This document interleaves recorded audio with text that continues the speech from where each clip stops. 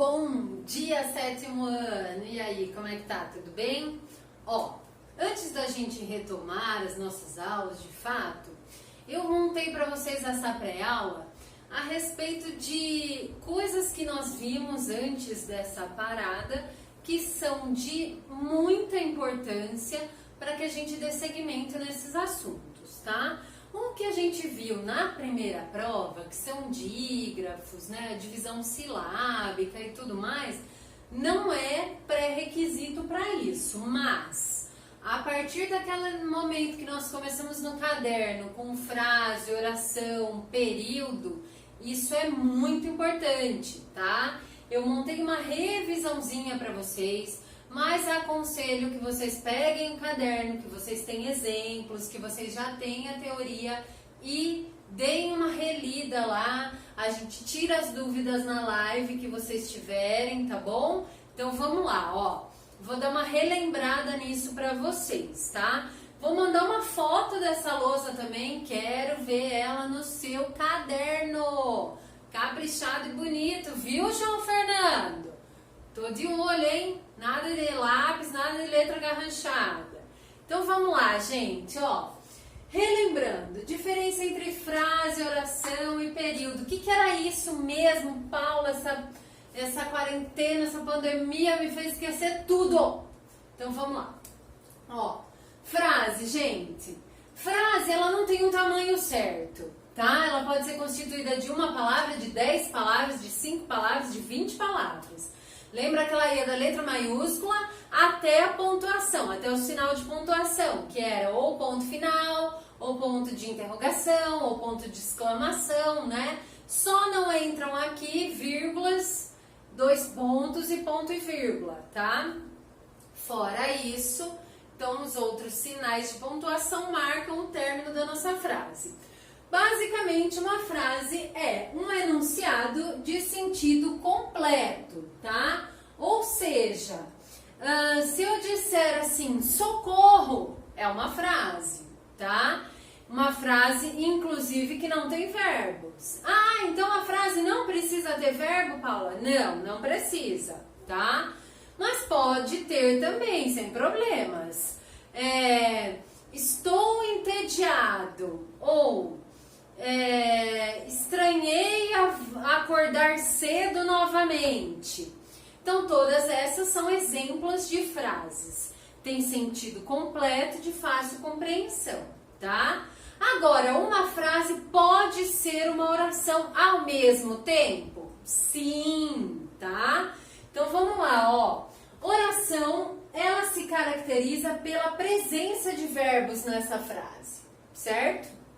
Então, temos uma formulinha, o número de verbos é o número de orações. Ah, então a oração não começa no começo e termina no ponto igual a frase. Não necessariamente. Se eu tiver uma frase assim, ó, eu estou me esforçando para conseguir passar o conteúdo para vocês, tá? Então aí eu tenho uma frase, mas eu tenho mais de uma oração. Por quê? Porque eu tenho mais de um verbo, tá? Então eu tenho o estou me esforçando, né? Para passar o conteúdo. Então dentro desta frase eu tenho mais de uma oração. Por quê? Porque eu tenho mais de um verbo, certo? Então a frase e a oração, elas andam juntas, tá? A frase, ela não precisa ter verbo, ela pode ser uma frase nominal, como nós vimos na apostila, e pode ser uma frase verbal, que nada mais é do que uma oração, tá? Só que a frase verbal, ela pode ter dentro dela mais de uma oração. Por quê? Porque dentro dela pode ter mais de um verbo, ok? E nisso a gente vai fazer uma divisão de acordo com a quantidade de verbos que aparecerem. Se eu tiver um verbo só, ou Paula, socorro, o que é esse LV na lousa? Não vi isso, não lembro. Locução verbal, tá, gente? Então, se eu tiver um período simples, eu tenho um verbo só ou uma locução verbal só.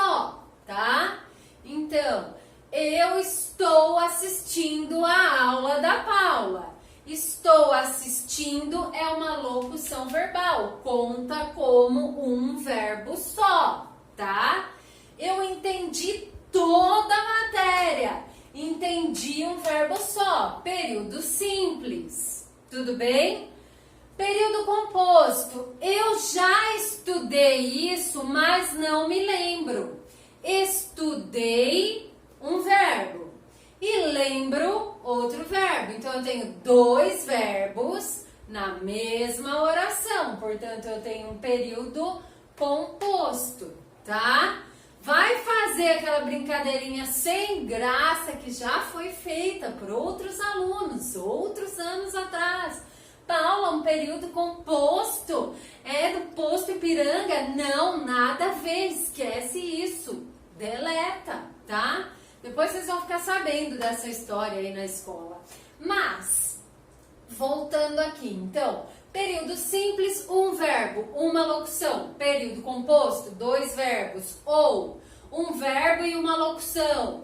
Não precisam ser só necessariamente verbos ou só necessariamente locuções. Elas podem se mesclar, ok? Basicamente, gente, isso vocês têm no caderno. Teoria, exemplos, tudo belezinha, tá? Agora, a parte em que a gente entra para poder fazer os exercícios é aqui, no aprofundamento do período simples.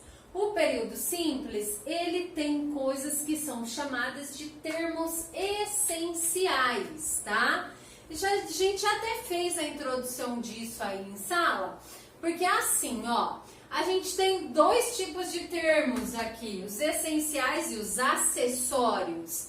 Acessório é brinco, colar, pulseira, pensa nisso, tá? Relaciona com isso para ficar mais fácil para você entender. Você pode ir à escola sem brinco, sem pulseira, sem anel, sem corrente, sem colar. Ok, sem problema nenhum. Isso é um acessório, é a mais, né? Agrega. Mas você não pode ir para a escola sem roupa ou sem uniforme. Pode. Deus do céu, que bom que não, né? Porque imagina ter que ver todo mundo pelado. Deus o livre. Então, o que acontece, gente? Por quê? Porque a nossa roupa, a nossa vestimenta é essencial, né? Então, os termos essenciais são necessários, eles precisam existir para que nós tenhamos uma oração, tá? Quais são esses termos, Paula? Então, são o sujeito e o predicado. O que é isso? Vamos lá, gente. Sujeito. Sujeito é tudo aquilo que eu falo sobre algo ou alguém dentro da minha oração. Então, por exemplo, ó. Então, Paula está ministrando aulas online. Então, quem está ministrando essas aulas? A Paula, tá? Os professores do Colégio ADV estão se esforçando para manterem os conteúdos. Quem está se esforçando? Os professores do Colégio ADV são sujeito, tá? Agora, o que eu estou falando desses professores? O que eu estou falando da Paula? Então, aí, isso é o predicado, tá? Então, o predicado é o que eu falo, certo? Dessa pessoa, desse alguém ou desse lugar, pode ser o sujeito, não precisa ser necessariamente uma pessoa, pode ser lugar. Por exemplo, Jaú tem 9 casos de Covid, então, quem é o sujeito aí? Quem tem 9 casos? Jaú é o sujeito e não é uma pessoa, tá? Então, o sujeito necessariamente não precisa ser alguém, tá? Ele é algo de que é dito alguma coisa dentro da frase, certo? Algo ou alguém. Então, o que a gente fala sobre esse algo ou alguém é o predicado. E quem é falado ou qual é o objeto de que é falado dentro dessa frase é o sujeito, tá? Depois a gente vai ver aí também na apostila que existe a ordem direta e a ordem inversa disso. Na ordem direta, que é a ordem normal, a mais fácil por enquanto, A gente tem, então, o sujeito vem sempre no começo da frase e depois o predicado. Ou seja, primeiro quem ou o que e depois o que é dito, que é falado sobre aquele ser, ou sobre aquele lugar, ou sobre aquele objeto, enfim, tá? Então, essa é a ordem. Agora, que simples, acabou aí, Paula? Não! Vamos ter muitas outras aulas, muitos outros trabalhos em relação a isso. Por quê? Porque o sujeito se subdivide em 5 tipos. E o predicado em 3 tipos, tá? E dentro desse sujeito, depois, a gente vai ter adjunto adnominal. Dentro desse predicado, a gente vai ter adjuntos adverbiais, complementos nominais, objetos diretos, objetos indiretos, verbos transitivos, verbos intransitivos. Tem muita coisa dentro disso, muita. Tanto é que a nossa apostila, tanto a 1 quanto quase metade, mais da metade da apostila 2, vão ser desenrolar de todos esses tipos que tem dentro do sujeito e do predicado, tá? Então, gente, isso é de suma importância. Se vocês tiverem dúvidas, tirem na live, perguntem, anotem, porque é muito importante. Se a gente vai passando pra frente e você ficou com vergonha, não quis perguntar, ficou com aquilo lá para ver se depois você entendia, isso pode virar um problemão, tá? Então, daqui a pouquinho, ao meio-dia, a gente se vê na live, tá bom? Beijo, 7º ano!